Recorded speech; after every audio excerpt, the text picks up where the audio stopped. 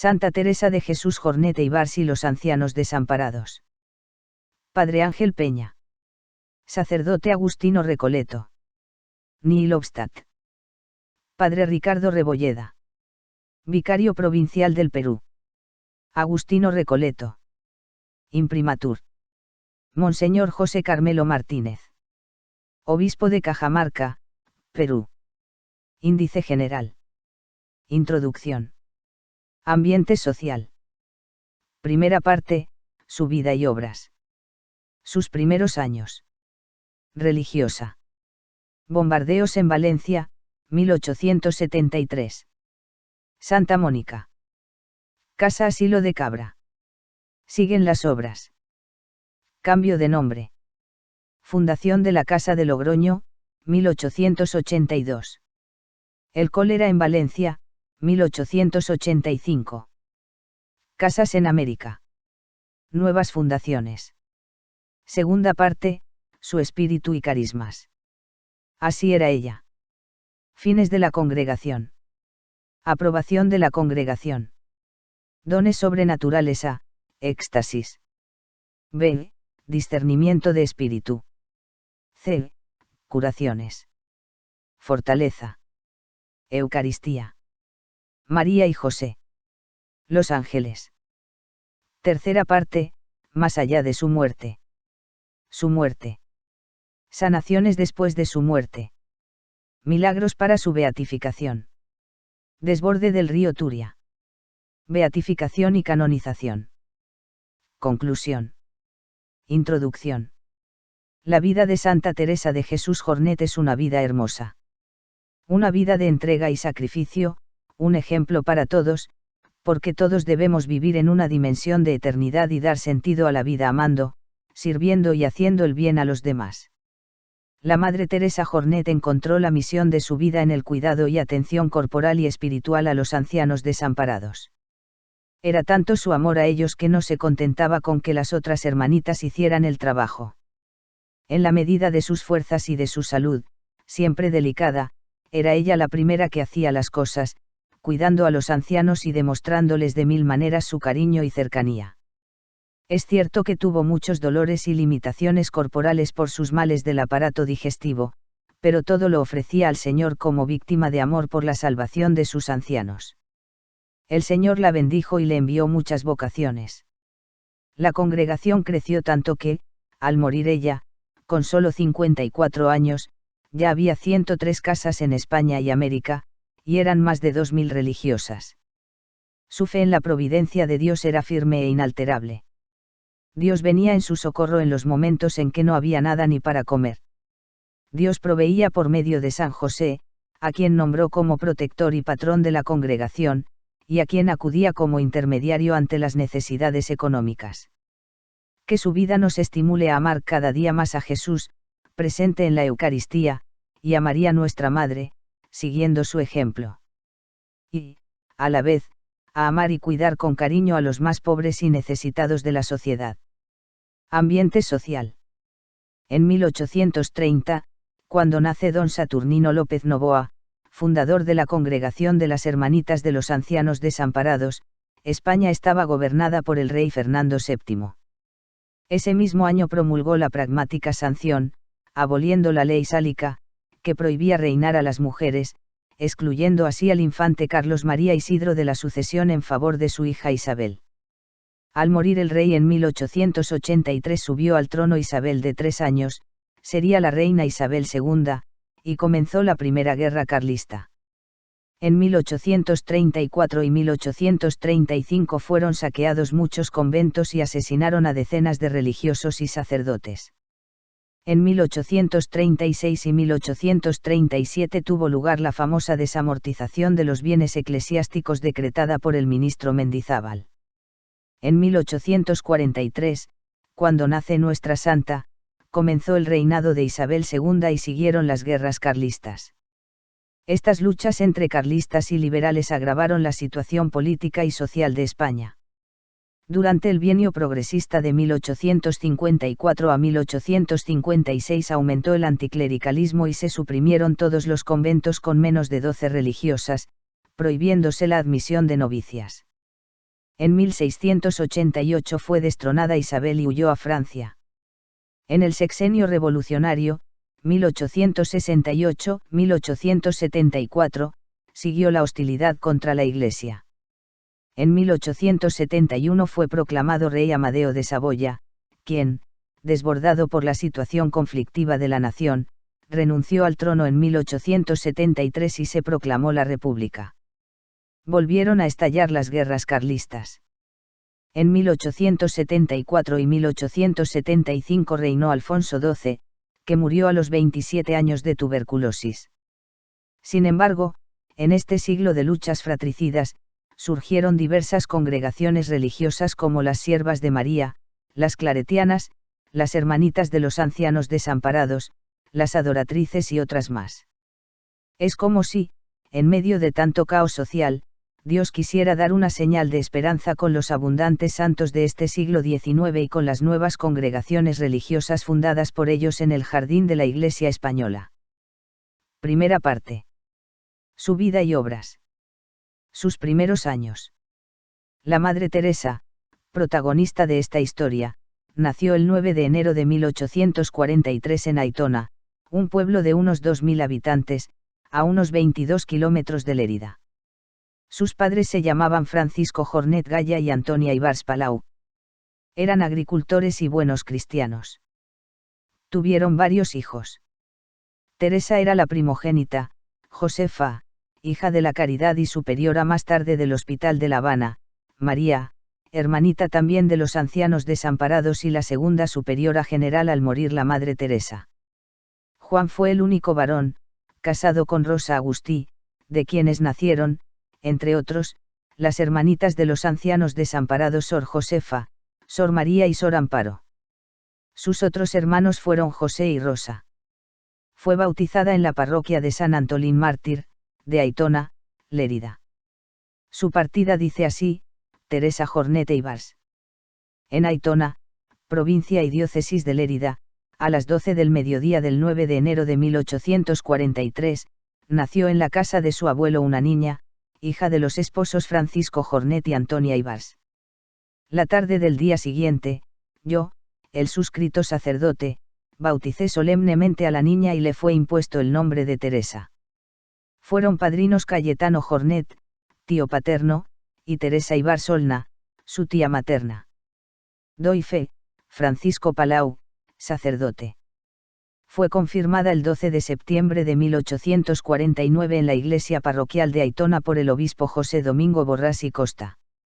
De tierna edad se la llevó con ella a Lérida su tía Rosa Ibars Palau y con ella estuvo algún tiempo.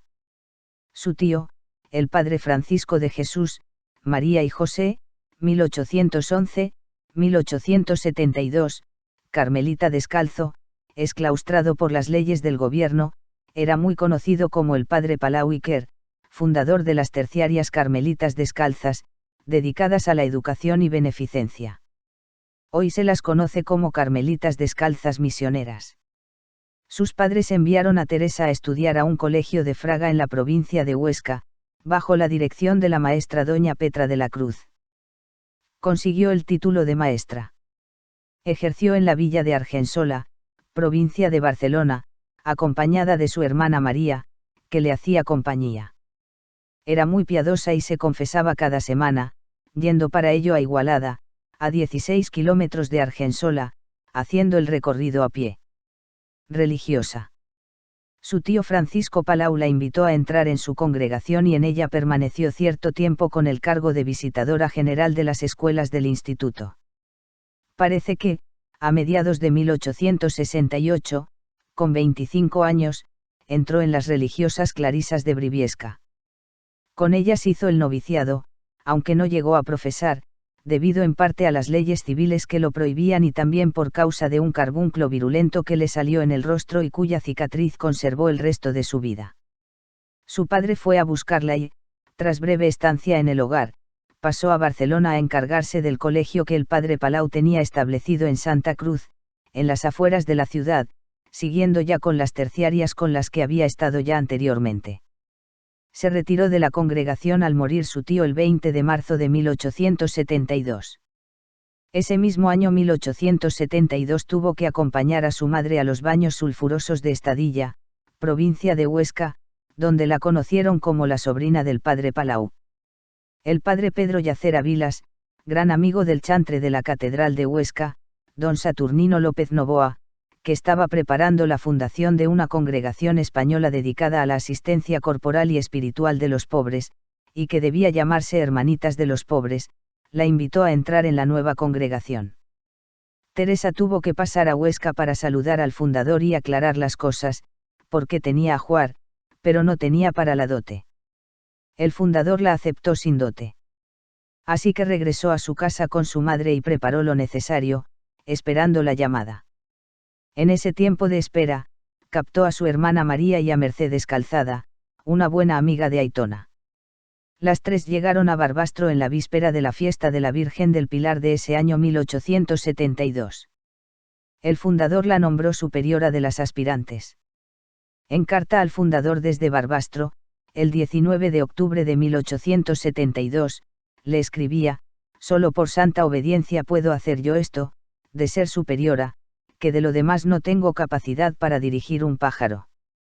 Pero con todo, a pesar de mi insuficiencia, yo no dejaré de hacer lo posible por cumplir con la obligación que la santa obediencia me ha puesto». Tenía entonces 29 años. Vivían en Barbastro en una casa pagada por el fundador las 12 primeras jóvenes, de la cuales una no perseveró, siendo este grupo semejante al grupo del Colegio Apostólico o de los 12 apóstoles. Allí en Barbastro, en la capilla del Seminario Conciliar, el 27 de enero de 1873, recibieron el hábito con toda solemnidad. El altar estaba hermoso, lleno de flores y luces. Terminada la misa, los seminaristas improvisaron una simpática fiesta en la que uno de ellos leyó unos lindos versos sobre la caridad. Ese día 27 de enero de 1873 se considera el día del nacimiento de la congregación.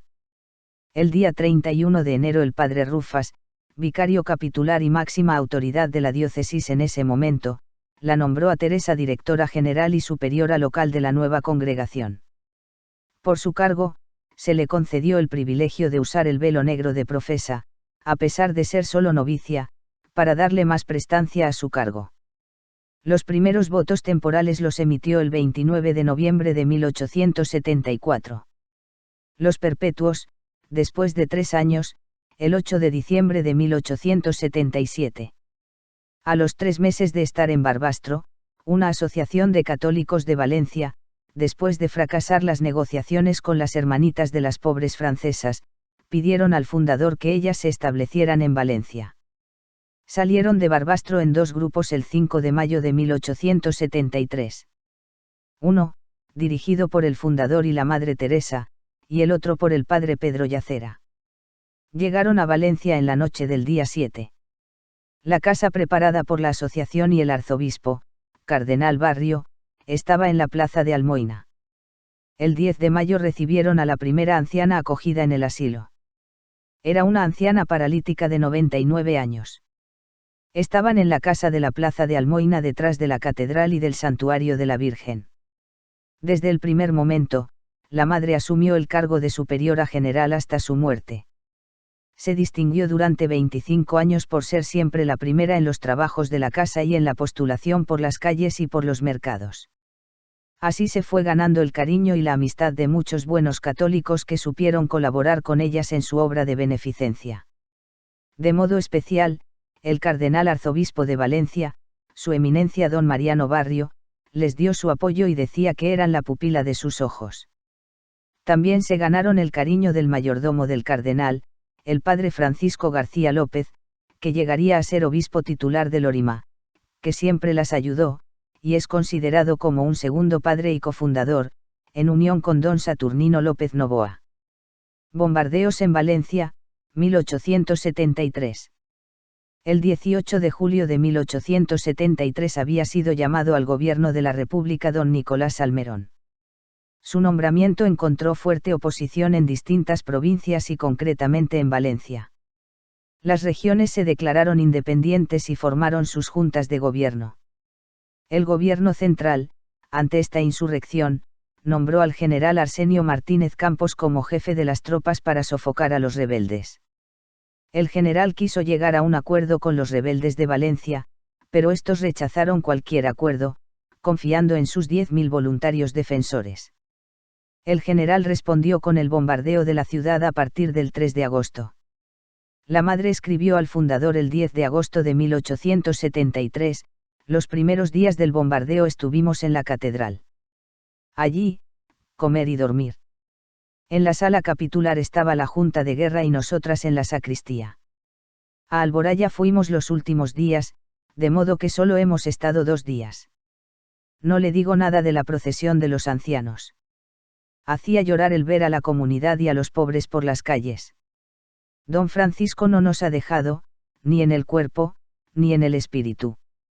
Tantos días que hace que no hemos ido a postular, porque no se podía salir, ni había gente, ni se encontraban comestibles, pero a nosotras no nos ha faltado nada, porque don Francisco cuidaba de todo, hasta del pan. Él buscó los coches y los pagó, que no le costaron pocos duros. En otra carta del L5 de agosto de 1873 escribe, en los días 1 y 2 del bombardeo, a la caída de la tarde, nos retirábamos a casa, volviendo al día siguiente tempranito a la catedral. Pero, habiendo continuado en la segunda noche el bombardeo, ya en las sucesivas seguimos constantemente en la catedral y en ella, durante todos los días, se nos suministraron algunos alimentos para nuestro sostén, gracias a la actividad y celo del mencionado señor canónigo y a la caridad de algunos sacerdotes. En la madrugada del día 7, en 5 tartanas, nos trasladamos al pueblo de Alboraya, acompañándonos desde la catedral hasta el mismo pueblo algunos voluntarios armados. Nos recibieron con suma caridad y nos colocaron en la casa de los baños, suministrándonos también camas, cacharros y demás enseres necesarios para el gobierno de la casa. En la mañana del 8 tuvimos noticia de que los voluntarios habían depuesto las armas y entrado las tropas y que las familias todas que se habían ausentado, volvían a la capital. Volvimos, a Valencia, en la mañana del día 9 sin incidente alguno particular digno de mención. Santa Mónica. Dado que la casa de la Almoina era muy pequeña para albergar muchos ancianos y para las necesidades de las postulantes y nuevas integrantes de la congregación, buscaron un lugar para construir un edificio grande y bien estructurado como futura casa central de la congregación. El 16 de julio de 1874 se hizo la compra de la casa de Santa Mónica por 210.000 reales, dados por algunos bienhechores, con el señor cardenal a la cabeza. La casa de Santa Mónica era un exconvento de agustinos y, hechas las debidas reparaciones, fue ocupado el 21 de noviembre de 1874 por las religiosas y los ancianitos. Religiosas y ancianos, al abandonar su casita, fueron primero a saludar a la Virgen de los Desamparados como lo habían hecho 18 meses antes, al llegar a Valencia. 30 carrozas de las familias más importantes de la ciudad ofrecieron sus servicios para el traslado de las hermanitas y los ancianos. Cerraba el cortejo la carroza de señor cardenal, que tomó asiento entre un anciano paralítico y la Madre Teresa. Como la nueva casa estaba un poco en descampado, en las afueras de Valencia, consiguieron las hermanitas un carro y un burro para sus recorridos a la ciudad. Toda Valencia llegó a conocer al carro de las hermanitas, que tenía un letrero que indicaba su propiedad y una caja para recoger limosnas. La casa asilo de Santa Mónica de Valencia llegó a ser la cuna de las nuevas generaciones de las hermanitas y la casa madre de la congregación hasta hoy. A los pocos días de abrirse Santa Mónica, los ancianos habían subido a 80 y un poco más tarde llegaban a 100. El 29 de noviembre de 1874 la madre hizo su profesión temporal en Valencia de acuerdo a las constituciones, aunque un poco más de un mes antes de cumplirse los 2 años de su noviciado por concesión del señor cardenal. La congregación creció a pasos agigantados con la ayuda de Dios y el apoyo de San José en las cuestiones económicas. En 1875 ya eran 32 las novicias. Y buscaban recursos para las obras de ampliación de Santa Mónica con un nuevo pabellón de 2 pisos para el noviciado.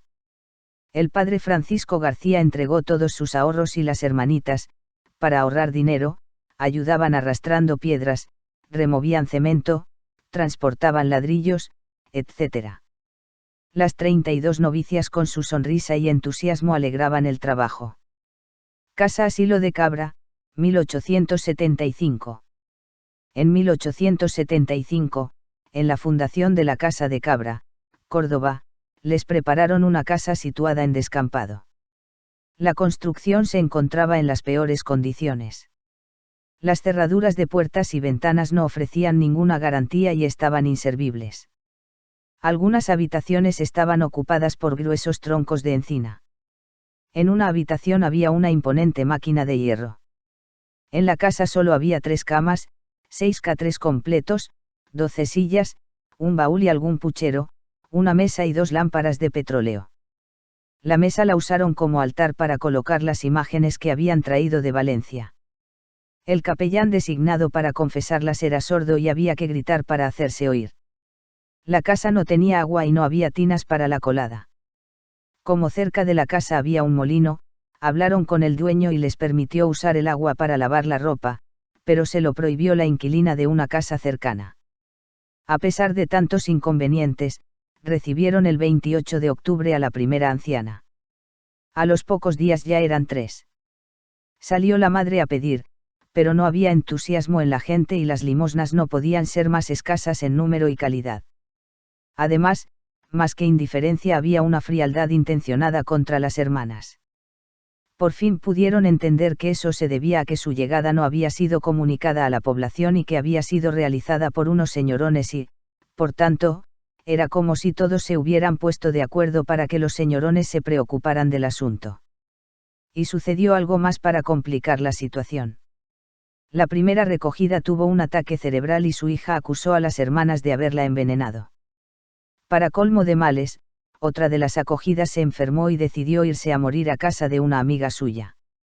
La cosa se ponía seria, porque la gente iba a pensar que las hermanas mataban a los acogidos y nadie querría entrar y no les darían ni agua para beber.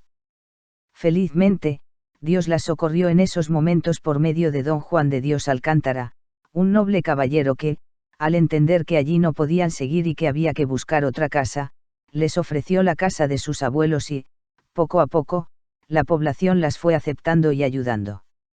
La Madre Teresa, que había vivido desde el principio todas las vicisitudes de esta casa, pudo por fin irse tranquila. La casa asilo fue inaugurada oficialmente el 22 de marzo de 1876 y asistieron muchas personas sencillas y humildes del pueblo.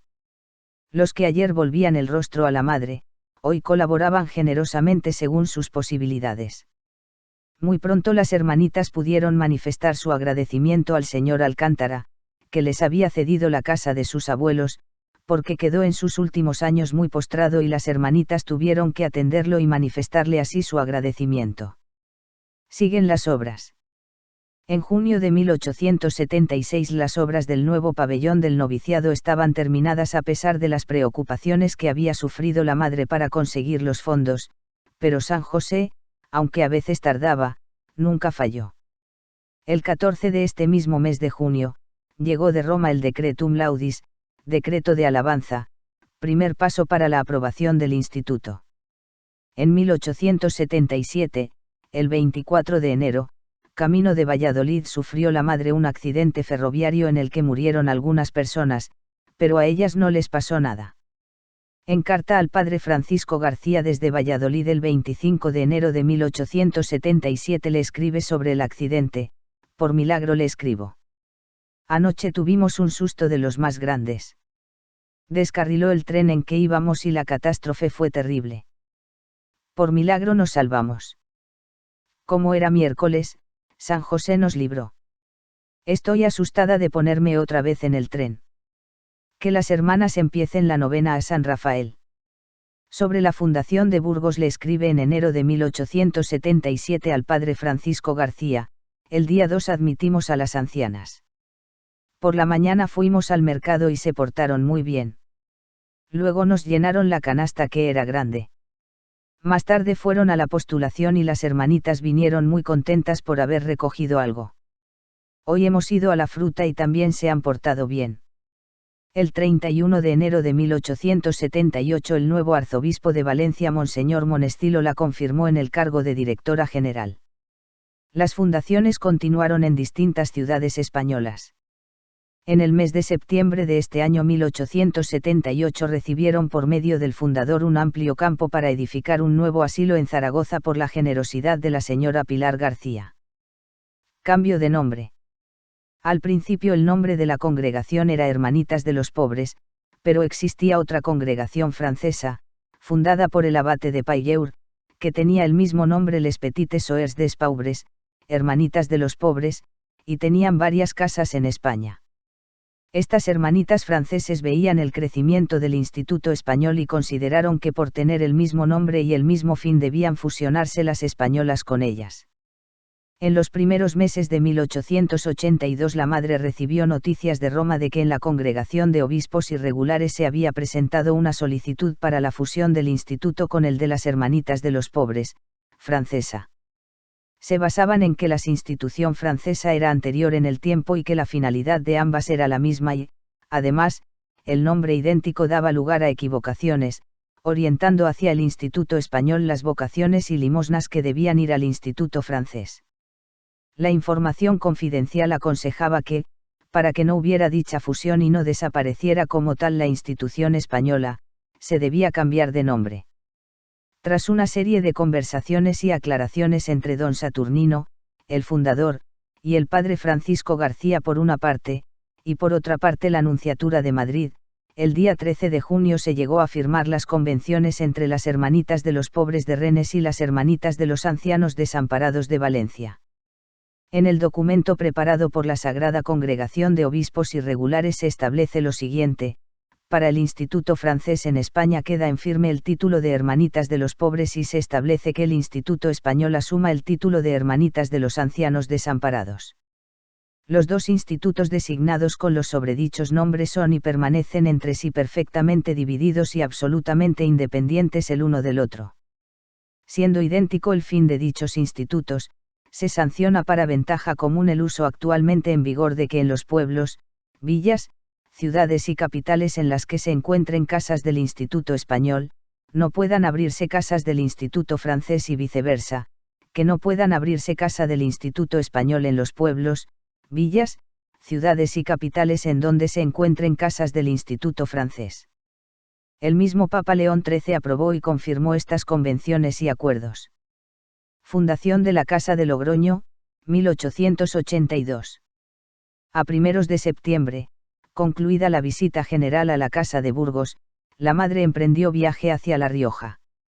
Según la cronista, durante varios días, la madre acompañada de su secretaria, se dedicó a recorrer la ciudad en busca de alguna casa que reuniera las condiciones necesarias.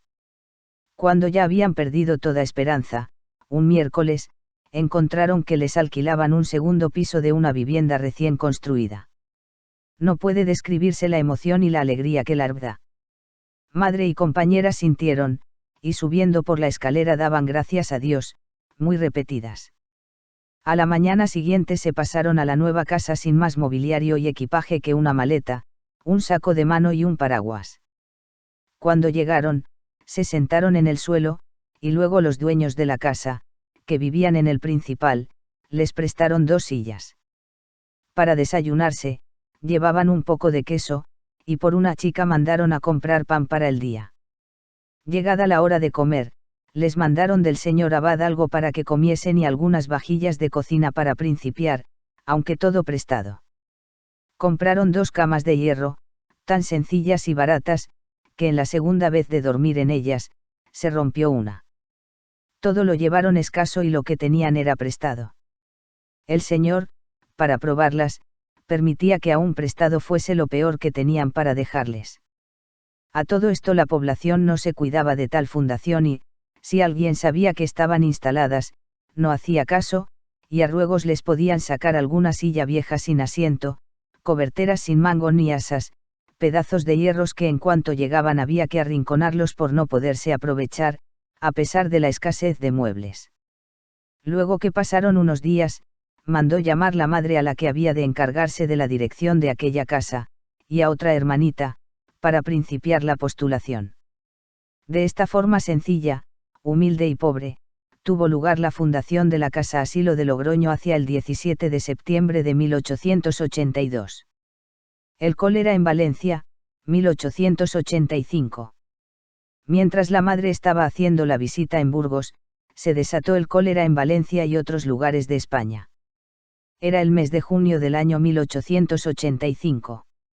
Uno de los ancianos acogidos en Valencia, quizás movido por el deseo de tener noticias de sus familiares cuando se desató la peste del cólera, se quiso ir a toda costa.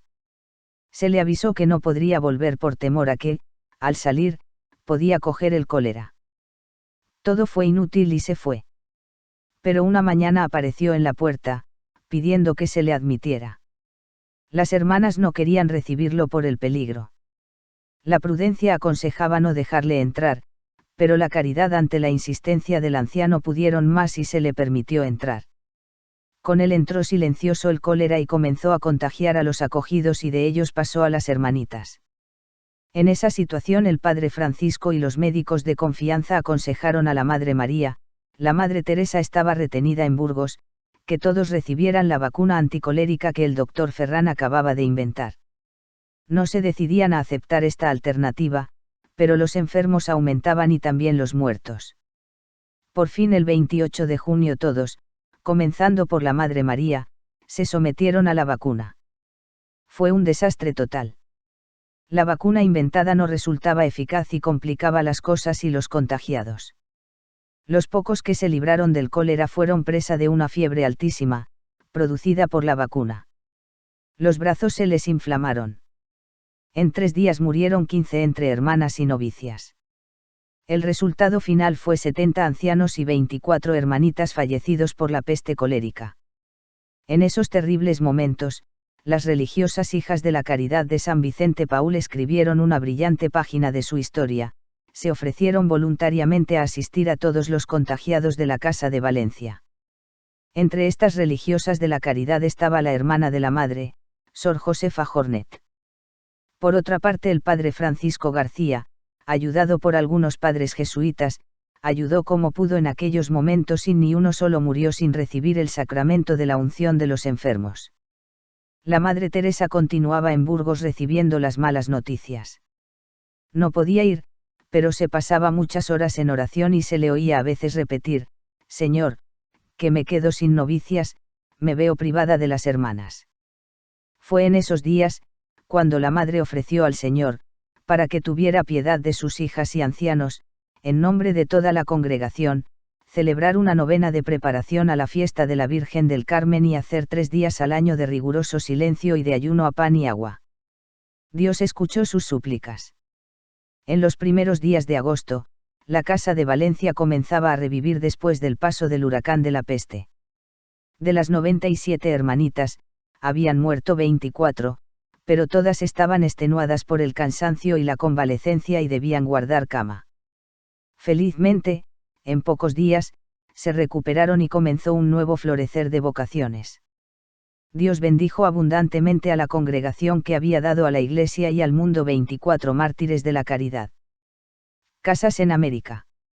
A fines de 1885, el arzobispo de Santiago de Cuba había escrito al arzobispo de Valencia, don Antolín Monestilo, solicitando por su mediación que fuera agregada al Instituto Valenciano una congregación de hermanas de los pobres inválidos, surgida en Santiago de Cuba y que tenía casas en el mismo Santiago, en La Habana, Puerto Príncipe, Santo Domingo y otros lugares. Había sido fundada por don Ciriaco María Sancha y Hervás, que más tarde llegó a ser cardenal y arzobispo de Valencia y Toledo en España. La madre convocó a un capítulo general del 10 al 17 de mayo para ver, entre otros, este asunto de aceptar o no a las religiosas de esa fundación, que voluntariamente aceptaban unirse al suyo. En el capítulo fue aceptada la propuesta y se enviaron hermanitas a Santiago de Cuba y a La Habana. Las 5 hermanas encargadas de la fundación de Santiago de Cuba llegaron el 11 de enero de 1886. Fueron recibidas en la casa asilo de las hermanitas de los pobres inválidos por la superiora. En la casa había 10 religiosas, 2 sirvientas y 16 ancianas morenas. Ancianos no había. La casa estaba recién pintada y aseada. En una carta a la Madre General escribía Sor Vicenta, Sor Caridad, que así se llama la superiora de estas hermanitas, cuando entraron en el oratorio, se arrodilló a los pies de Sor Vicenta de San Rafael, le prestó su misión y le rogó se encargase desde aquel momento del gobierno de la casa. La misma Sor Caridad les sirvió la comida. Los primeros días, estas hermanitas andaban algo llorosas, pero poco a poco se familiarizaron con las nuestras y parecían muy dóciles. Una hermanita de 68 años, que dicen que es la alegría de la casa, rogaba a las nuestras la admitiesen por anciana, porque ya ella para nada servía. Cuando al día siguiente fueron a ver al arzobispo, las recibió muy bien. A los pocos días, el 19 de enero exactamente, se formalizó la fundación.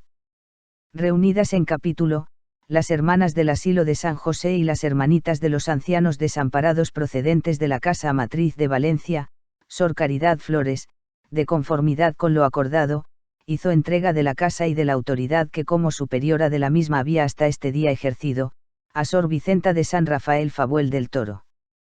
Con ello quedaba establecida la primera fundación de las hermanitas en tierras de América.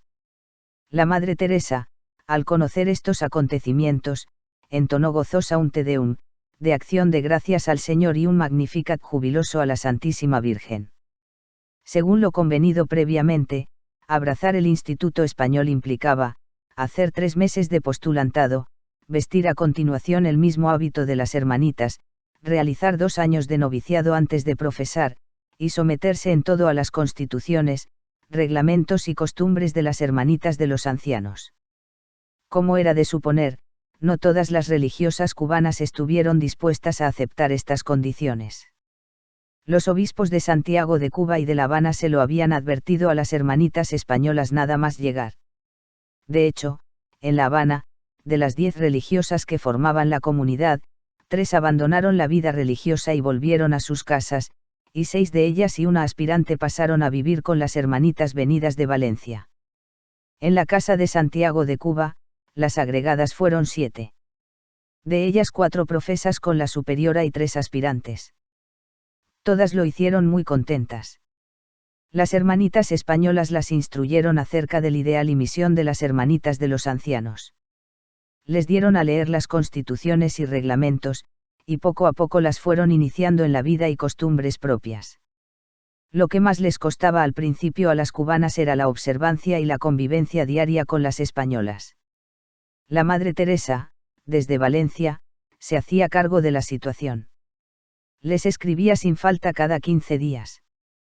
Comprendía las dificultades de unas y otras. Por una parte, se cuenta que a las nuevas hermanas cubanas les iba a costar entrar por el camino de la observancia, tal como ella misma se lo había inculcado a sus hijas. Y, por otra parte, se ponía en el lugar de las superioras. La madre, como superiora general, escribió una carta particular a las nuevas hermanitas cubanas, instándoles a fundirse en una misma comunidad, unidas entre sí y llevadas de un mismo espíritu para adelantar más y más cada día en el camino de la perfección. Nuevas fundaciones.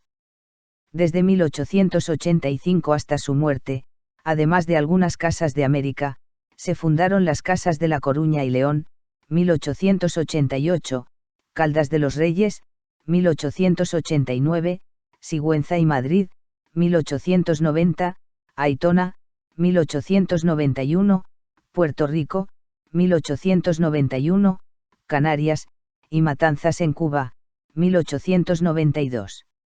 En 1896 quedó construido el nuevo noviciado de Palencia. Este año se celebró el capítulo general a partir del 30 de abril. Lo presidió el padre Francisco, como delegado del nuevo arzobispo cardenal Sancha. La madre fue reelegida como superiora general, y su hermana María como vicesuperiora general. La madre quería a toda costa renunciar para dedicarse el último año al bien de su alma, pero su hermana le suplicó de rodillas que, por amor de Dios, no lo hiciese, y aceptó. Segunda parte. Su espíritu y carismas. Así era ella. De salud era muy delicada y sufría mucho del aparato digestivo. En un principio se creyó que era una inflamación del peritoneo. Poco a poco se fue agravando y el tubo digestivo quedó reducido a una llaga. Alguien dijo que tenía un tumor maligno, otros que era tuberculosis intestinal. Lo cierto es que la enfermedad le mordía las entrañas con un ardor continuo, al que se unían vómitos y hemorragias, disentería, dolor de cabeza, etc.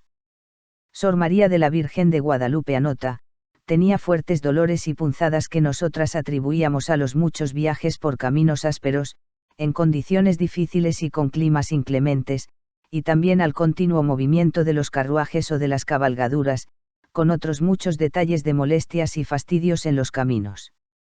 Sin embargo, nunca se quejaba. Recuerdo que sufría mucho de sed y en las noches, a veces, nos pedía un poco de agua para refrescarse. Con frecuencia se alimentaba solamente con agua, clara de huevo y otros líquidos. Vivía la pobreza de verdad.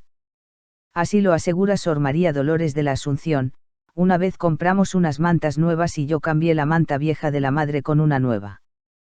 Cuando al ir a su habitación se dio cuenta del cambio, me llamó y me hizo dejar las cosas como estaban. Algunas hermanitas intentaron hacerle cambiar el hábito viejo por uno nuevo, pero nunca lo permitió. También le llevaban con frecuencia alimentos especiales y ella inmediatamente llamaba a la enfermera para que los distribuyese entre los enfermos. Muchas veces tuvo que dormir sin colchón por darlo a los pobres que no tenían. Una vez le cosieron su hábito con hilo de seda y ella, para darnos una lección de pobreza, lo hizo descoser y recoser con hilo ordinario. Tenía un carácter serio y grave, pero al mismo tiempo era muy afable y sencilla. Tenía mucho amor a la pobreza y no quería que comprásemos nada que no fuese indispensable. Cuando nosotras las profesas estábamos en recreación, nos contaba cosas edificantes que le habían sucedido en las fundaciones. Nos decía que una vez en una fundación había mucha pobreza y ella hacía todo lo posible por contentar a los ancianos. Había una anciana que fumaba y no tenía tabaco y la madre misma fue a comprárselo para quitarle el disgusto de no fumar. En cuanto a la pureza, era extremadamente cuidadosa. Nos mandaba ser muy delicadas en esta virtud y comportarnos siempre con mucha modestia. Era sumamente casta y modesta, sumamente cuidadosa de su persona, sin permitir nunca que se la tocase. Nunca tuvo amistades particulares, ni puede decirse de ella que se fijase en las condiciones físicas de sus hijas para favorecer a las más agraciadas. Recomendaba insistentemente y con todo ahínco la modestia y practicaba esta virtud con exquisito pudor y naturalidad. Anota Sor Josefina de San Luis: un día, mientras estaban construyendo la casa de Valencia, entraron unos ladrones. Le avisaron a la madre que estaban subiendo a su habitación y ella, pensando que podían abusar de ella, exclamó: antes la muerte. En cuanto a la obediencia, no solo obedecía al fundador y las normas establecidas por la Iglesia. También era escrupulosa en la observancia de las reglas y constituciones. Se levantaba con frecuencia durante la noche para hacer oración y para inspeccionar los servicios de los ancianos, sobre todo de los enfermos, para que estuviesen bien asistidos. Frecuentemente nos decía: hermanitas, tengamos mucha caridad con los ancianos. Sepan que son la parte escogida que Dios nos da y Él recibe lo que a ellos se hace como si lo hiciéramos al mismo Dios. Él lo recompensará. Solía repetir: no digan nunca a los ancianos, por incorregibles que sean, que si no están contentos tienen la puerta abierta y se pueden marchar. Por el contrario, trátenlos con paciencia y caridad, pues si no estuviesen los pobres ancianos, tampoco existirían las hermanitas. Era una mujer prudentísima, seria y grave en su porte y aspecto exterior y al mismo tiempo buena y suave en el trato. Se la veía muy ecuánime y siempre igual en su conducta. Era considerada excelente directora y gobernante, y todos se mostraban contentos y satisfechos, tanto los pobres ancianos como sus hijas, porque jamás se oyó que nadie se quejase de sus decisiones, ni de alguna aspereza, palabra o gesto no conveniente en su trato, amonestaciones y reprensiones. Cuando avisaba de alguna fragilidad a las hermanas o a las superioras, usaba tanta delicadeza en la corrección que la culpable se sentía advertida sin saber cómo había llegado a ella el conocimiento de la falta cometida. En el trabajo no se distinguía de las otras hermanitas y lo mismo en la enfermería. Cuando los ancianos tenían comida extraordinaria, se veía a la madre gozosa, sirviéndoles ella misma. Su humildad no podía ser mayor, pues prefería ser la última en los honores y la primera en el trabajo y en el sacrificio. Prefería ser la última en todo, escogiendo los últimos y peores trabajos. Era muy sobria en el comer y vestir, hasta el extremo de no haber querido nunca un hábito nuevo, yendo vestida por el contrario con el más sencillo y ordinario de todos. Acostumbraba a decir, la verdadera grandeza de las almas consiste en el modo con que se hacen las cosas y no en el puesto que se ocupa. Nada es pequeño cuando se hace para gloria de Dios. Alcanza más méritos la más humilde religiosa cuando hace las cosas a la perfección, que la superiora general, si no es santa. Paseando por los claustros, decía frecuentemente, ¿cuántos santos habrán pasado por aquí? Sus devociones predilectas eran la Trinidad, la Eucaristía, la Virgen y San José. Solía repetir, Dios en el corazón, la eternidad en la cabeza y el mundo bajo los pies. Si debía corregir, no tenía preferencias. Sor Josefina de San Luis, que vivió con ella desde los 7 años, refiere, un día, siendo novicia, en un momento de fervor, fui a ver a la madre con el velo mal puesto y le dije, Madre, quiero ser santa. Ella me miró y me dijo que eso era el deber de las hermanitas, pero no con aquel aspecto que tenía. Entonces me aseguró el velo con un alfiler. Para mí fue una lección. Otro día, antes de tomar el hábito, hablando de los ancianos, hice una mueca de repugnancia, y la madre me dijo que fuese al oratorio a rezar al Señor a ver si él me quería santa y religiosa. Yo regresé y le dije que sí. Entonces me dijo que para ello era necesario amar mucho a los ancianos y tratarlos dignamente. Era tan piadosa que no permitía distracciones o faltas de reverencia al hacer la señal de la cruz o hacer la genuflexión. A las que se dormían en la oración les quitaba el libro para que tuvieran la vergüenza de ir a pedírselo. En todas sus palabras y obras resplandecía la fuerza de Dios en sus ojos, en su rostro y a través de su amable sonrisa. Fines de la congregación. La madre tenía muy clara la idea de cuidar los cuerpos de los ancianitos para salvar sus almas. Salvar sus almas para toda la eternidad era el fin específico y fundamental de todos sus afanes. Porque de qué hubiera servido darles todos los cuidados humanamente deseables, si al final no les servía para la salvación eterna. Por eso, su lema era, cuidar los cuerpos, para salvar las almas. Esta era la meta final de todos sus desvelos. De ahí que una de sus más grandes alegrías era que los ancianos volvieran a Dios después de estar alejados. Y con este fin, ella misma se daba disciplinas, oraba intensamente y ofrecía sus sufrimientos al Señor. Ella no se cansaba de enseñarles el catecismo y las buenas costumbres a los ancianos. A muchos de ellos los preparaba ella misma para la primera comunión y por eso mismo insistía que las hermanas debían estar bien preparadas para enseñarles las verdades de la fe. Y para que tuvieran autoridad moral sobre ellos, debían cuidarlos con esmero, con cariño y con dulzura. Debían tener mucha paciencia, ya que por su edad y su vida pasada podían ser exigentes y caprichosos o poco obedientes. Solamente en el caso que dieran escándalos, especialmente en cuanto a la pureza, si no se corregían, debían despedirlos por el bien de los demás. La madre puso la congregación bajo la protección de la Virgen de los Desamparados, patrona de Valencia. San José era uno de los patronos principales del instituto y también Santa Marta y el arcángel San Rafael. Por su parte amaba mucho a San Francisco de Asís y a otros santos de su devoción. En los apuros económicos confiaba mucho en la providencia de Dios y en concreto en la ayuda de San José. Se hizo proverbial en el instituto la frase de la madre, a más pobres, más protectores.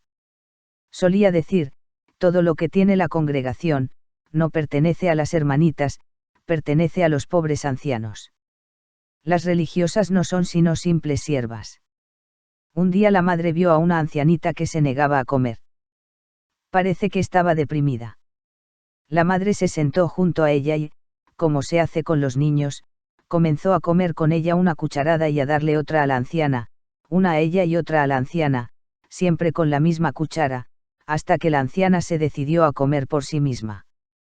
Le gustaba tener a disposición algunos cigarros, caramelos, cintas, pañuelos, etc., para regalarlos como pequeños obsequios para alegrar la vida de los ancianos.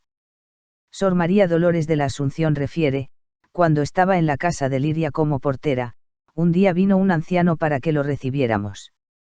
Yo me negué a recibirlo, porque estábamos muy escasas en todo. La madre desde la galería se dio cuenta de lo que sucedía y rápidamente me llamó y me reprendió, ordenándome admitirlo, porque decía que no debíamos abandonar a ningún pobre, ya que debíamos poner nuestra esperanza en la providencia de Dios. Lo admití inmediatamente y a los pocos momentos vino una ayuda providencial de un saco de patatas. Sor María de la Virgen de Guadalupe asegura, ella y Sor María Ferrau dormían en la misma habitación de la madre. Una noche, hacia las 12, oí tocar la puerta. Me levanté y me asomé al balcón para preguntar quién era. Vi que había tocado un pobre anciano anormal, que venía con frecuencia a la casa a pedir limosna y, preguntándole qué quería, respondió que estaba descalzo y quería un par de alpargatas. Le dije a la madre lo que sucedía y que al día siguiente se las daríamos, pero ella se opuso, diciendo que lo ayudásemos de inmediato. Nos costó mucha fatiga convencerla de que no era posible ayudarlo en ese momento, porque todos dormían a esa hora y todo estaba cerrado y era mejor dejarlo para la mañana siguiente para no quebrar el silencio y la disciplina. Así lo hicimos, pero la madre se lamentaba de no haber podido ayudar a aquel pobrecito en aquel momento. Tanto era el amor que tenía a los pobres y necesitados. Su experiencia personal con los ancianos fue decisiva en la determinación de las reglas. Las primeras reglas para el instituto fueron redactadas por don Saturnino López y después completadas por la sierva de Dios, que tuvo la parte principal en su redacción final, dada la experiencia que tenía. Su vida durante 25 años fue un servicio continuo a los ancianos. Y ahora brilla en la Iglesia en unión con sus hijas por haber dado al mundo una nueva congregación que sigue trabajando, sirviendo, amando y salvando a los ancianos. Aprobación de la congregación. El 24 de agosto de 1887 el Papa León XIII aprobó con su autoridad apostólica el Instituto de las Hermanitas de los Ancianos Desamparados. Desde ese momento, la congregación gozó de aprobación pontificia y no de simple reconocimiento diocesano, y figura en la lista oficial de las familias religiosas de la Iglesia Católica Universal. El Papa dice en el texto aprobatorio, entre las múltiples asociaciones de hermanas que en estos últimos tiempos hemos visto nacer merece enumerarse la que en el año 1872 tuvo origen en la ciudad de Barbastro y después estableció su casa matriz en la arzobispal ciudad de Valencia y que se titula Hermanitas de los Ancianos Desamparados. Estas hermanas, además de su propia santificación, tienen por especial objeto el ejercer las obras de caridad y misericordia para con los ancianos desamparados de uno y otro sexo, y prestarles refugio, alimento y cuidado, recogiéndolos en sus casas con el fin principal de prepararlos para una buena y santa muerte. Además, viviendo en comunidad bajo la dirección de una superiora general, hacen los 3 votos simples acostumbrados de obediencia, castidad y pobreza, temporales primero y perpetuos después. De ahí es que estas piadosas hermanas, con su peculiar ejercicio de caridad, pronto produjeron abundantes frutos no solo en los ancianos, sino también en el pueblo, recorriendo con singular modestia las calles y plazas, llamando de puerta en puerta en los palacios de los ricos y en las cabañas de los pobres, para, con sus limosnas, proporcionar a los ancianos desamparados y a sí mismas los alimentos y lo demás necesario para la vida. Por eso, en el año 1876, a instancias del entonces excelentísimo señor arzobispo de Valencia, dicho instituto, aunque constaba solamente de 2 casas, obtuvo de su santidad el Papa Pío IX, de santa memoria, el decreto laudatorio. Recibido el cual, se propagó tan rápidamente por todas partes, que en la actualidad, apenas transcurridos 10 años, cuenta 54 casas, fundadas en 28 diócesis de España y de sus dominios de las islas de América. Todo esto, con letras comendaticias de los prelados de los lugares en que se hallan las casas de tan piadosa congregación, lo expuso la superiora general a nuestro Santísimo Señor León XIII, suplicándole humildemente se dignase aprobar con benignidad apostólica el piadoso instituto y sus constituciones, de las que remitió un ejemplar juntamente con las preces. Su Santidad, en audiencia habida con el infrascrito señor secretario, en el día 19 de agosto de 1887, después de haber examinado con diligencia todo lo expuesto y teniendo en cuenta principalmente las referidas letras comendaticias de los ordinarios, se dignó aprobar y confirmar, como por el presente decreto se aprueba y confirma, el mencionado instituto con el título de Hermanitas de los Ancianos Desamparados, como congregación de votos simples, bajo el régimen de una superiora general. Salva la jurisdicción de los ordinarios, según lo prescrito por los sagrados cánones y constituciones apostólicas, difiriendo para tiempo más oportuno la aprobación de las constituciones, respecto de las cuales mandó que se comunicasen algunas observaciones nuevas. Dado en Roma por la Secretaría de la citada Congregación de Obispos Irregulares, el 24 de agosto de 1887. J. Card. Masotti, prefecto. Dones sobrenaturales. La madre recibió de Dios algunos carismas para poder dirigir mejor la congregación. A. Éxtasis. Sor Josefa de San Luis declaró, una vez las 6 en éxtasis o al menos así me lo pareció. Sor Josefina de San Luis refiere, yo tenía unos 14 años. Un día entré en su habitación como de costumbre, para rezar con ella el rosario. Las 6 en oración en actitud estática. Tenía los ojos muy abiertos, las manos juntas y estaba inmóvil. Yo, como de costumbre, besé su crucifijo y esperaba la orden para comenzar a rezar. Pero, al ver que no decía nada ni se movía, le tiré de la cadena del crucifijo. La miré a los ojos, le moví el velo y no decía nada ni se movía. Me dio miedo y salí. Poco después ella, vuelta en sí, sintió el ruido que yo hacía y preguntó quién estaba allí. Me hizo arrodillar a su lado y me dijo insistentemente que no dijese nada a nadie. B. Discernimiento de espíritu. Sor Antonia de San Estanislao declaró que la madre tenía el don del discernimiento de espíritu y todas las hermanas estaban convencidas de que conocía su interior. Por ello les daba un poco de temor lo que les decía a cada una. Todas sabían que tenía el don del discernimiento de espíritu. A veces, a alguna joven que pedía ingresar a la congregación le decía que no era su vocación y que Dios la quería buena madre de familia. A otras les decía que no iban a perseverar o que sí iban a hacerlo. Y sucedía lo que ella anunciaba.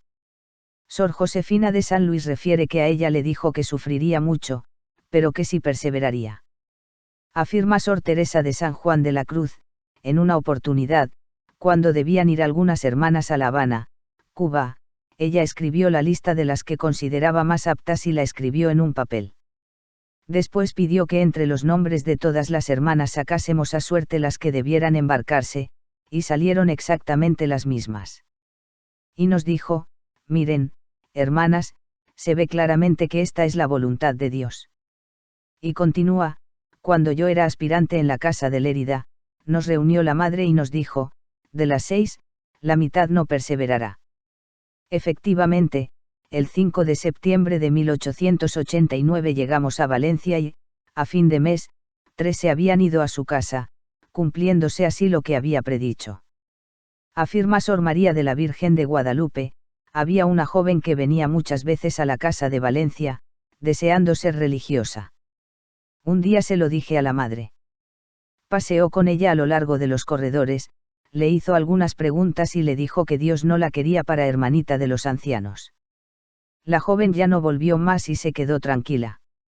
En otra ocasión fueron a visitarla 4 jovencitas de unos 12 o 13 años y les dijo, sean buenas, porque el Señor las quiere como hermanitas.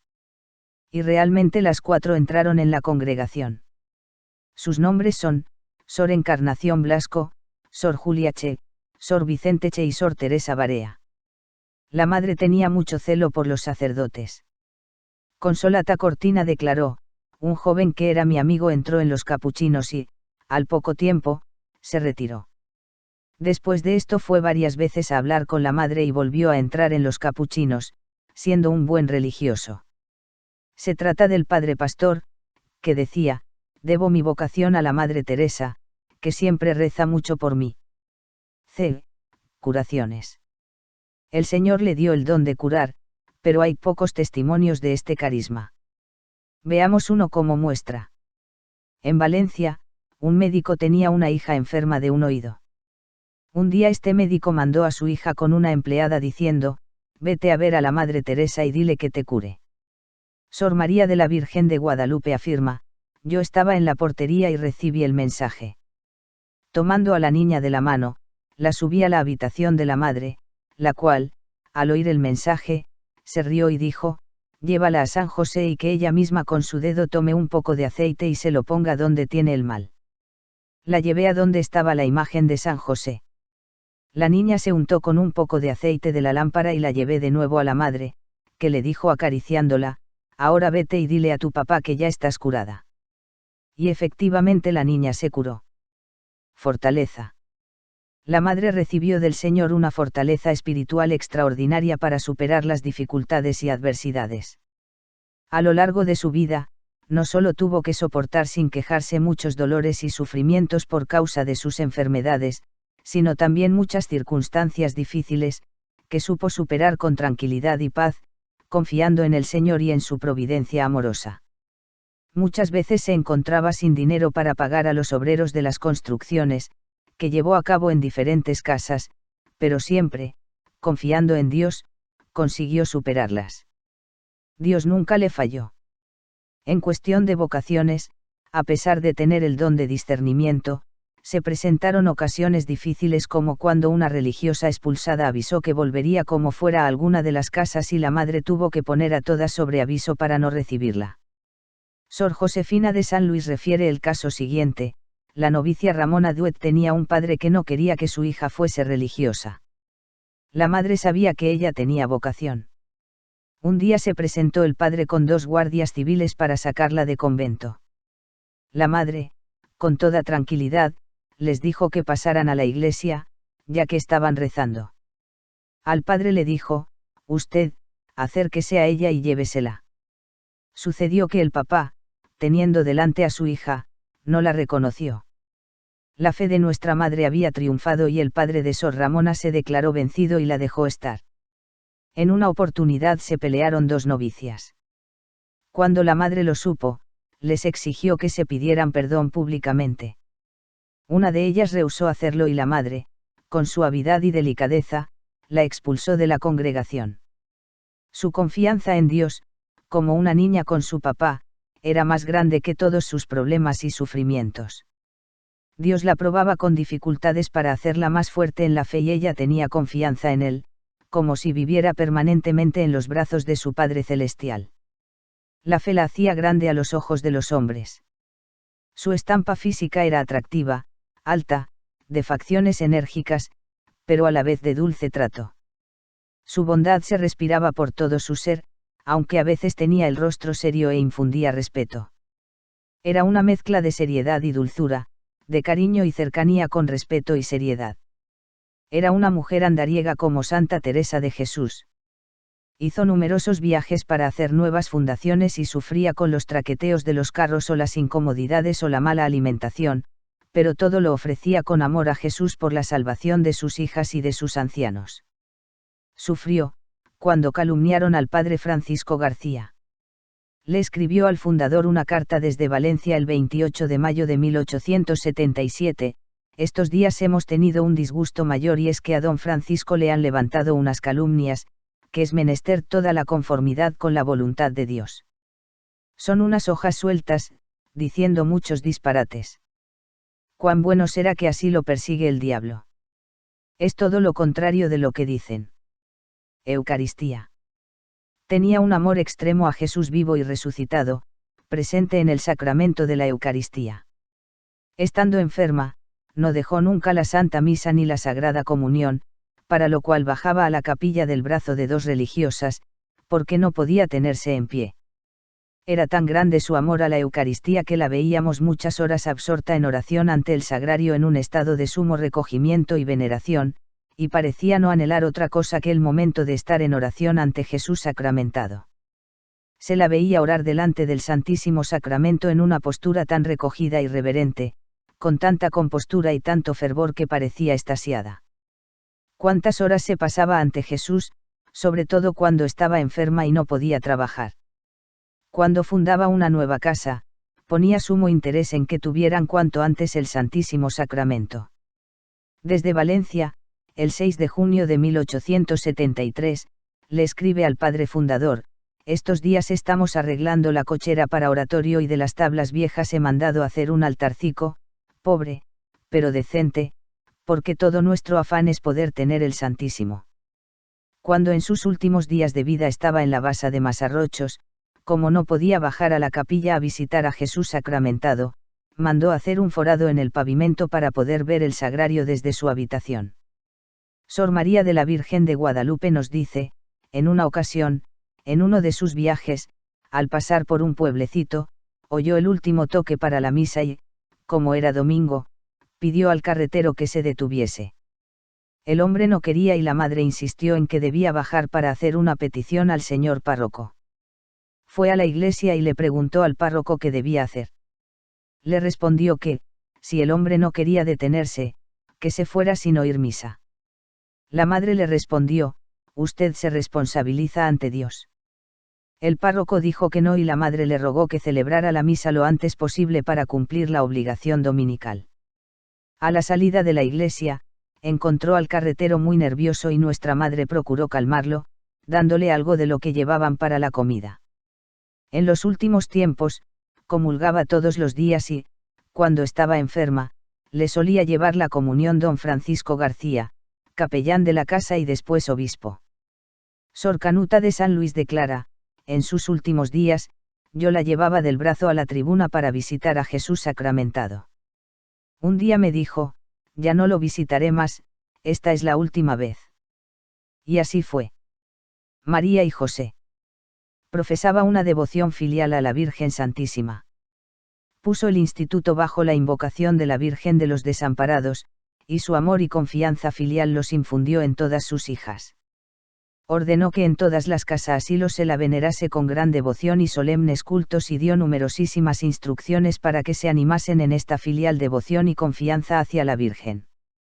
Al patriarca San José se encomendaba en todas sus necesidades y angustias y era tan grande la confianza que tenía en su patrocinio que se la veía siempre serena y tranquila en los momentos de mayor preocupación.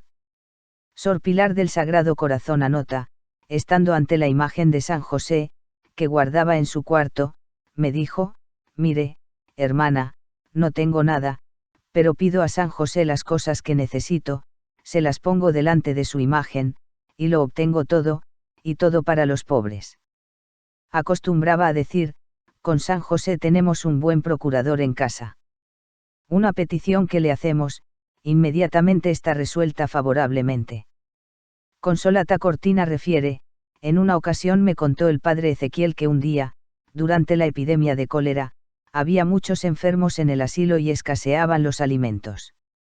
El mismo padre Ezequiel vio venir por la fuente de Serrano un anciano de bella presencia y bien vestido. No lo perdió de vista hasta que llegó al asilo y lo vio entregar a la madre una cantidad de dinero y después desapareció sin saber por dónde. Todos pensaron que era San José. Y añade: en la vigilia de la fiesta de San José, un año se presentó a la madre la ecónoma y le dijo: Madre Teresa, mañana es San José. La madre le respondió: haremos una gran fiesta. Y la portera dijo: sí, pero la despensa está vacía y no hay nada para dar de comer a los ancianos. La madre respondió: Dios proveerá. Al día siguiente, llamaron a la puerta y la portera encontró un señor que le entregó alimentos preparados y abundantes para todos los ancianos, y desapareció. En la casa de Valencia se veía la necesidad de tener un local separado de la casa asilo para tener el noviciado independiente para los 2 años que debían pasar allí las novicias. Todas se pusieron a orar a San José, pidiendo ayuda para la construcción del nuevo noviciado y Dios movió el corazón de un señor conde, quien compró las 3 casas que daban al huerto por 50.000 reales. Al año siguiente, el 19 de marzo de 1882, se comenzaron las obras con la colocación de la primera piedra el mismo día de la fiesta de San José. La madre tenía mucha confianza en la providencia de Dios. Durante los trabajos de construcción del noviciado le faltó el dinero para pagar a los obreros y ordenó que todas pidiésemos con fervor ayuda a San José y, el mismo día, sábado, se presentó un desconocido y le dio el equivalente a los jornales que debía pagar. Todas creímos que aquella limosna era milagrosa y que la había llevado San José. Sor Dolores de Santa Francisca refiere: en una ocasión me di cuenta de que se estaban acabando las velas para el trabajo nocturno y, no pudiendo comprarlas, se lo dije a la madre. Ella me dijo: no te preocupes, ya las tendremos. Y efectivamente a los pocos días nos regalaron una carreta con muebles y, entre ellos, había muchas velas. Los ángeles. Sor Josefina de San Luis declara: la madre promovía la devoción al ángel de la guarda y al ángel de la congregación y tenía especial devoción al arcángel San Rafael. Hay mucha devoción en la congregación al arcángel San Rafael. Él siempre protege a las hermanitas en los innumerables viajes, cortos o largos, a lo largo del mundo. Cada día en las casas asilo se reza un Padre Nuestro y otras oraciones al Arcángel durante el tiempo que alguna hermanita está de viaje fuera de la casa en que habita, pidiendo limosna o haciendo alguna obra, mandada por la obediencia. Tercera parte. Más allá de su muerte. Su muerte. En la primavera de 1897 se encontraba la madre muy cansada y débil. Los médicos consideraron que era conveniente que saliera de Valencia y recomendaron que fuera a Masarrochos, no lejos de la capital y en plena huerta valenciana y con aires más saludables. Al principio, pareció que mejoraba, pero pronto recayó y se agravó con vómitos de sangre. Por ello el 14 de mayo la trasladaron a la casa de Liria.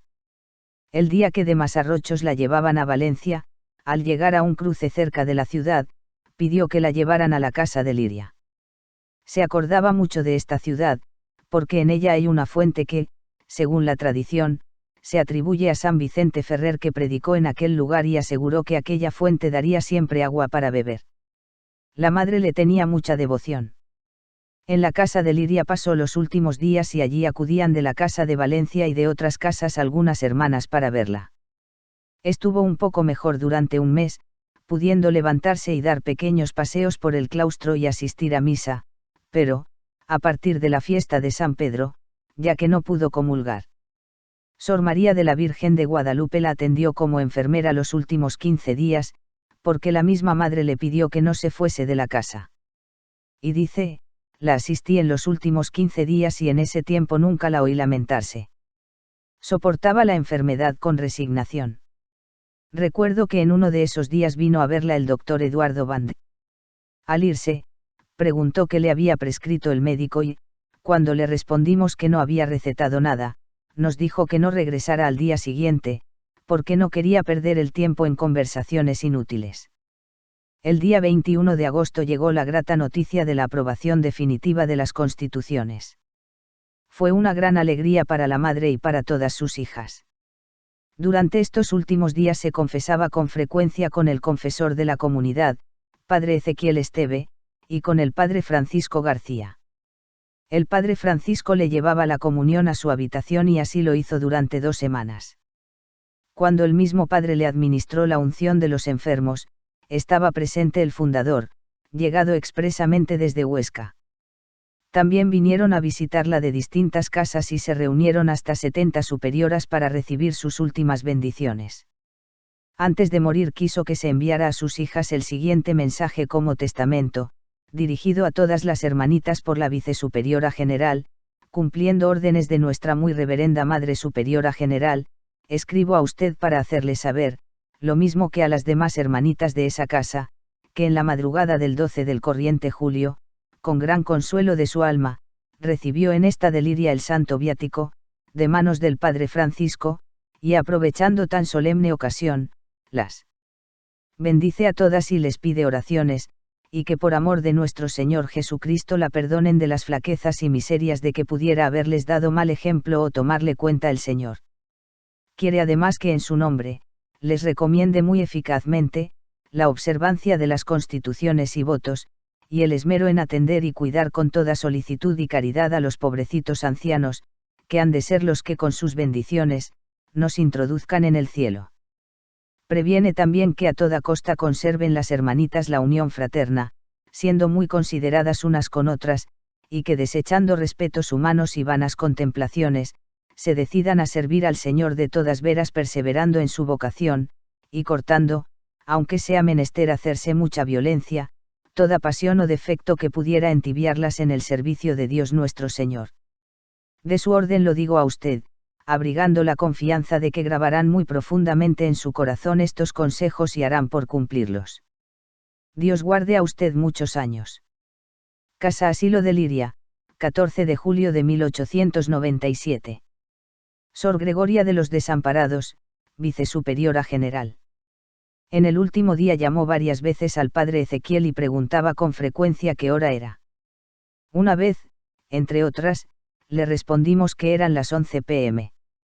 Entonces exclamó, he comulgado todos los días, pero mañana no podré hacerlo.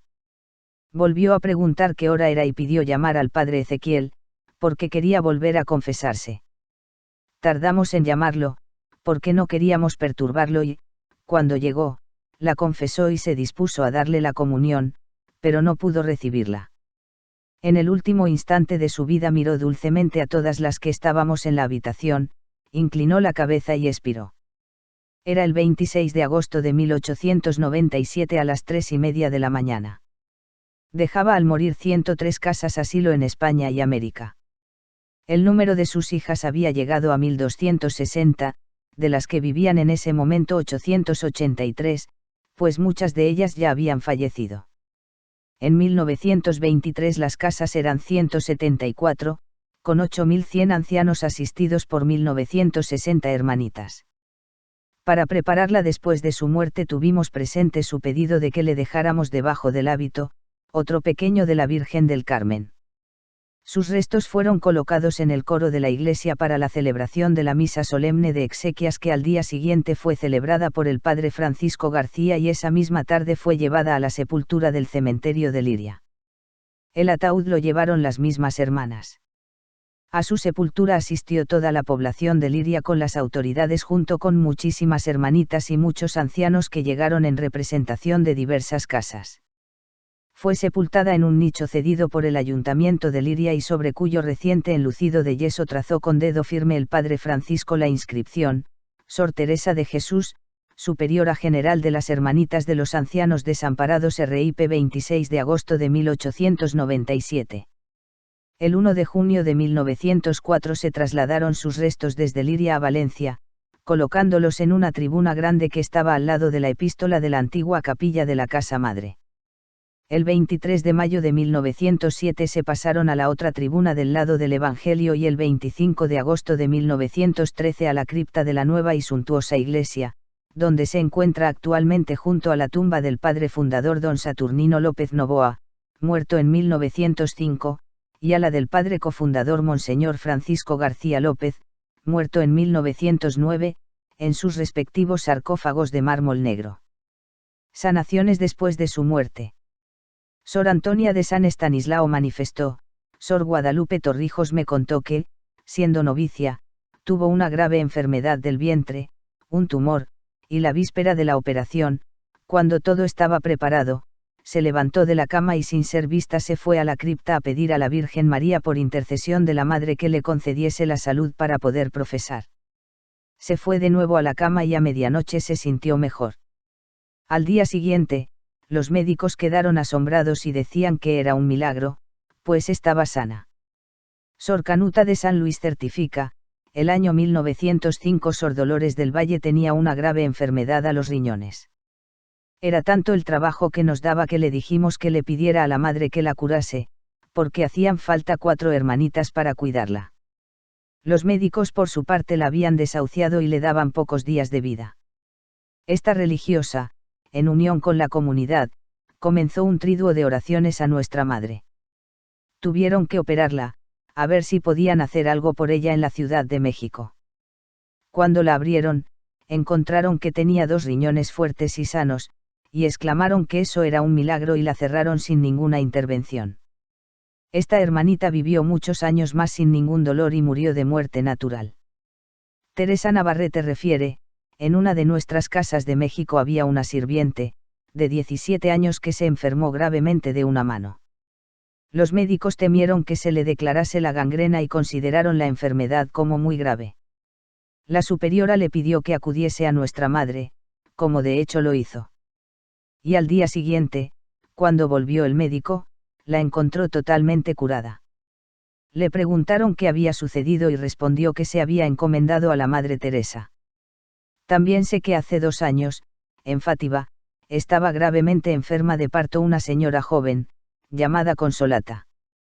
Su madre vino a nuestra casa pidiendo que le diéramos algún remedio para su hija. Le dieron una imagen de nuestra madre. La mamá la puso sobre el vientre de su hija y dio a luz inmediatamente una robusta niña sin ningún problema. Sor Mercedes del Niño Jesús anota, el año 1925, el 1 de mayo, me había subido a una escalera de mano bastante alta para arreglar el nicho de la Virgen de los Desamparados del altar mayor de nuestra capilla del Asilo de Santiago de Compostela. De pronto la escalera se resbaló y yo caí sobre el sagrario, después de haber roto con mi espalda un pedazo de la cornisa y haber sacado un pedazo de madera del sagrario con un brazo. Mi brazo izquierdo quedó totalmente inutilizado y no podía moverlo por los muchos dolores. Yo era la organista y debía tocar el armonium en la tarde en la celebración en honor de la Virgen de los Desamparados. Me encomendé a la madre para que me curara inmediatamente y poder tocar, y comenzamos un triduo. El hecho fue que el primer día pude tocar poco con el brazo izquierdo inclinado sobre el armonium. El segundo día comencé a tocar de la misma manera, cuando en un momento alejé el brazo de armonium y me puse a tocar con agilidad sin tener dolores, como si sintiera una fuerza sobrenatural.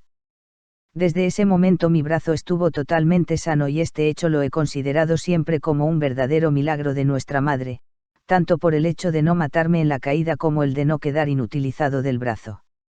Sor Evelina de San Estanislao nos dice, hacia 1927, en el noviciado de Palencia, había una postulante, llamada Luisa Fernández, con una pierna muy inflamada.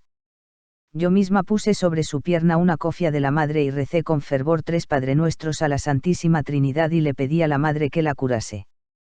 Efectivamente, al día siguiente, la postulante estaba completamente curada. Y continúa, ese mismo año de 1927 en nuestra casa de Cebico de la Torre, Palencia, un joven de 18 años, llamado Rogelio Díez, en el mes de febrero cayó gravemente enfermo de parálisis. Yo le aconsejé que se colocara una imagen con una reliquia de la Madre y se encomendara a ella con fervor, rezando 3 Padrenuestros a la Santa Trinidad. El joven dijo a su madre: «Madre, cierra la puerta que quiero rezar». Y, después de 2 horas, se encontró totalmente sano. Y me lo escribió contándomelo. Por eso, fui a su casa con Sor Guadalupe de San Antonio para ser testigos de su prodigiosa curación. Sor María Dolores de San José afirma, el año 1937, durante la Guerra Civil Española, el médico de nuestra casa de Logroño, el doctor Mariano Sáez Andallo, que también era médico del Hospital de Tuberculosos, estaba él también tuberculoso. Nosotras comenzamos una novena a nuestra madre para pedirle la salud para el doctor y, a la vez, le dimos una imagen de la misma para que se encomendase a ella. Y se sanó totalmente, considerando esa gracia como un milagro de nuestra madre. Sor Teresa Navarrete refiere, el 7 de febrero de 1945, al levantarme de la cama a las 6 de la mañana, tuve un ataque de apoplejía en la parte izquierda del cuerpo, desde la cabeza hasta los pies, y caí al suelo, porque no podía mover el brazo, la mano ni los dedos. Acudieron en mi auxilio las hermanas y consiguieron meterme en la cama. Llamaron al médico, quien afirmó que podía repetirse el ataque. Me encomendé a la Madre y le pedí con fervor que me librase de aquel mal y que pudiera servirme por mí misma. Efectivamente, la Madre escuchó mis súplicas y 6 días después del ataque estaba completamente curada. Desde entonces no he vuelto a tener ninguna molestia. Atribuyo mi rápida y maravillosa curación a la intercesión de nuestra Madre. Milagros para su beatificación. Doña María de la Encarnación Reyes Gutiérrez, enferma de una úlcera varicosa en la pierna izquierda, desde hacía 15 años, con un extenso eczema suérico, dada por incurable por los médicos, el 14 de marzo de 1950 recibió de las hermanitas una estampa de la Madre Teresa. Le recomendaron que se encomendara con fe a la intercesión de la fundadora. La enferma tomó entre sus manos la estampa, la aplicó sobre su llaga dolorida e instantáneamente se sintió curada. Los dolores desaparecieron al momento. La úlcera se había cicatrizado. La pierna aparecía perfectamente normal. El segundo milagro fue realizado en la persona de doña María Martín Molina, afectada desde hacía 35 años por varices ulcerosas y elefantiasis en la pierna derecha. Sus condiciones se agravaron el 30 de julio de 1952 al ir de Albolote a Puente Genil en el tren. Al día siguiente, a las 3 de la tarde, pasaron las hermanitas por la casa donde estaba la enferma a hacer la postulación. En la conversación se enteraron del estado de la enferma. Le ofrecieron a la paciente una estampa de la Madre, con la recomendación de invocar fervorosamente su intercesión. La señora se aplicó la estampa sobre su pierna enferma, mientras pedía con fervor su curación por mediación de la Madre Teresa. Poco después advirtió que ya podía mover libremente su pierna derecha, que desde años mantenía en una posición rígida. Oh, Madre Teresa de Jesús, oh, hermanitas del alma, ¿en qué momento más propicio habéis venido?, exclamó fuera de sí, llena de alegría. Estaba totalmente curada. Reconocidas las virtudes heroicas de la Madre Teresa de Jesús Jornet y aprobados los milagros atribuidos a su intercesión, estaba ya todo dispuesto para decretar la beatificación de la sierva de Dios. Desborde del río Turia. En la noche del 14 de octubre de 1957, el Turia se desbordaba. Valencia era toda ella una inmensa balsa de agua y barro. La casa madre, por su proximidad al río, se vio rápidamente invadida por las aguas desatadas. En aquellas horas todos reposaban y las pocas hermanitas que velaban el sueño de los ancianos no advirtieron que las aguas habían empezado a inundar los pisos bajos.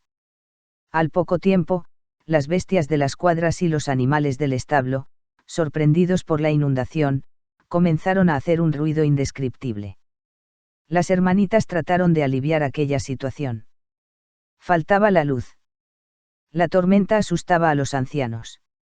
En la casa había 400, en su mayoría inválidos, y 200 entre novicias y hermanas. Urgía obrar, hacer algo, subir a los pisos más altos, todo aquello que se pudiera sustraer al empuje del agua. En silencio, veloces, con el pensamiento en Dios pidiendo su auxilio, las hermanitas pusieron manos a la obra. En la planta baja, afortunadamente, habitaban pocas ancianas, pero estaban inválidas. Las hermanas se precipitaron a socorrerlas, las despertaron, las tomaron entre sus brazos y, con el agua a la cintura, emprendieron el difícil acceso a los pisos superiores. Todo se creía terminado en la parte baja del edificio, cuando, de repente se acordaron de un pobre anciano ciego, sordo y mudo, que descansaba en una pequeña habitación. Corrieron las hermanas, pero el pobre, asustado, sin saber el porqué de aquel repentino sobresalto, se negó a moverse. Dios mío. ¿Qué hacer? No veía. No oía. No entendía nada. Y no quería moverse de donde estaba preso del pánico.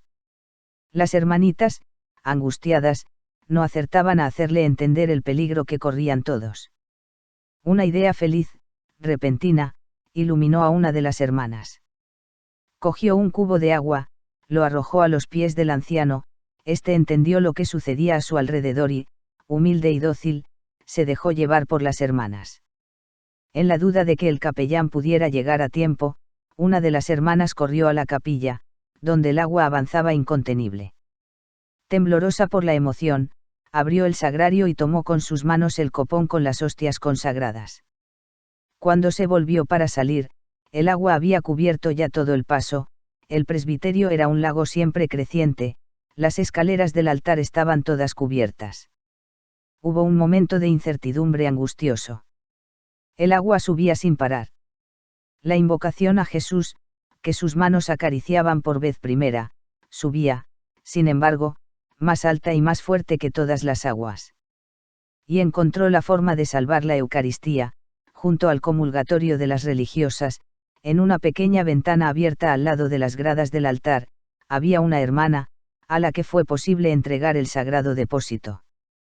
Luego, por esa misma ventanilla, logró pasar la hermana y ponerse a salvo. La odisea había terminado. Mientras tanto, las demás hermanas se fatigaban en transportar a los ancianos del primero al segundo piso.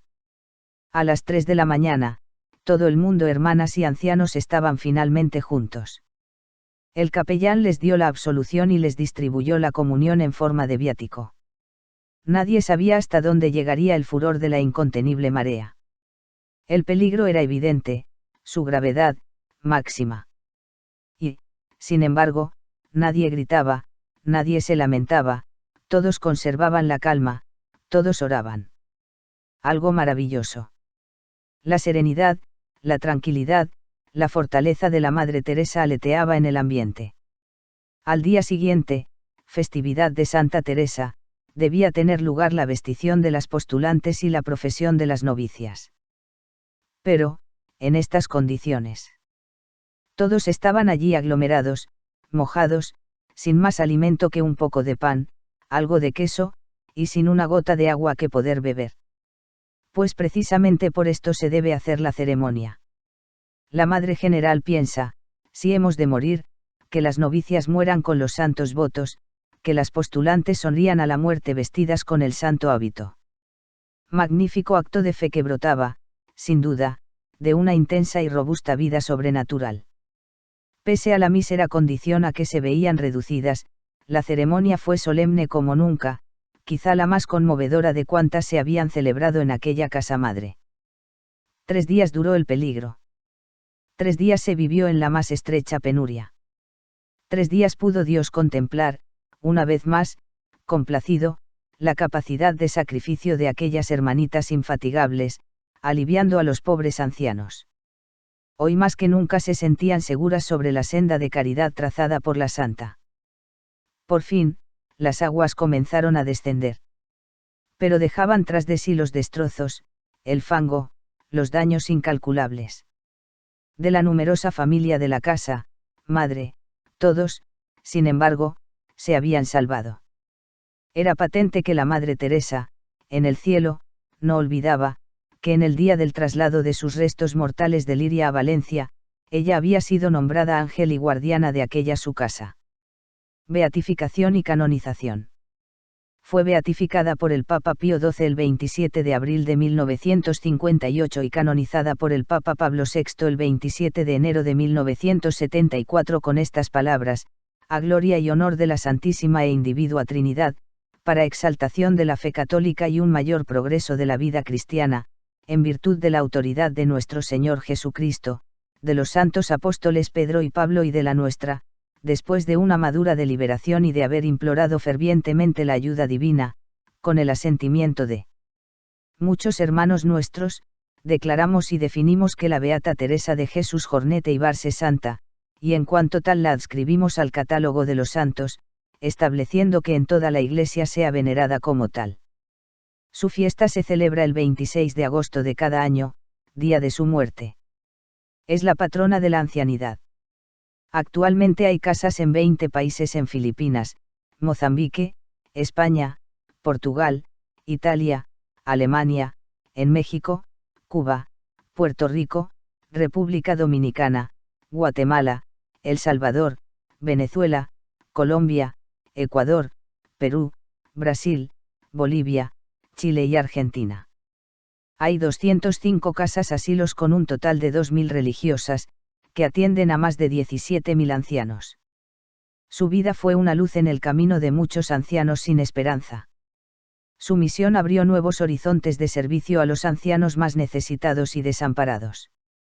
La Madre supo escuchar la voz de Dios, cumplir su misión y llenar su vida, y la de otros muchos, del amor y de la alegría de Dios. A ella se podrían aplicar las palabras del poeta León Felipe: nadie fue ayer, ni va hoy, ni irá mañana hacia Dios por el mismo camino que yo voy. Para cada hombre tiene un rayo de luz del sol y un camino virgen Dios. Sí, ella fue un rayo de sol divino en el mundo, una luz en la oscuridad del sufrimiento humano, un camino inédito y una flor hermosa en el jardín de la Iglesia de Dios. Conclusión. Después de haber leído la vida ejemplar de Santa Teresa de Jesús Jornet, podemos alabar a Dios por tanta bondad y caridad que ha derramado en el mundo por medio de ella y de sus hermanitas. Ciertamente que su misión ha sido muy importante.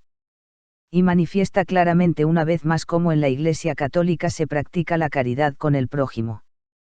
En la Iglesia puede haber sacerdotes y religiosos imperfectos y pecadores, pero evidentemente el número de los santos y de tantos otros que, sin ser santos, son ejemplares, es inmensamente mayor. Si no existiera la Iglesia, el mundo sería diferente. Observemos cuántas obras de caridad tiene la Iglesia en diferentes países del mundo. Cuánto bien han hecho y siguen haciendo las hermanitas de los ancianos desamparados, de las siervas de María, de las religiosas de la Madre Teresa de Calcuta, de las hijas de la caridad y de tantas instituciones eclesiales que ayudan a los más pobres y necesitados sin alardes ni propagandas. Sin embargo, cuando hay algún escándalo, enseguida lo airean a los cuatro vientos, sin hacer mención que también hay miles de religiosas y religiosos, haciendo el bien calladamente sin esperar recompensa ni alabanzas públicas. Según el Instituto Corunum, el año 2000 había en la Iglesia 1100 instituciones nacionales e internaciones de caridad. ¿Cuántos misioneros, que dejan todo por ir a países de misión a llevar amor, caridad y fe? ¿Cuántas congregaciones dedicadas a la caridad y a las misiones? Seamos también nosotros misioneros de la caridad, del amor y del perdón. Seamos misioneros de la verdad para enseñar la fe a los que carecen de ella y no esperemos alabanzas humanas, porque al final Dios nos recompensará. Que Dios te bendiga, hermano lector, por medio de María. No olvides que tienes un ángel que siempre te acompaña y que Jesús siempre te espera en la Eucaristía. Que seas santo es mi mejor deseo para ti. Tu hermano y amigo. Padre Ángel Peña. Agustino Recoleto.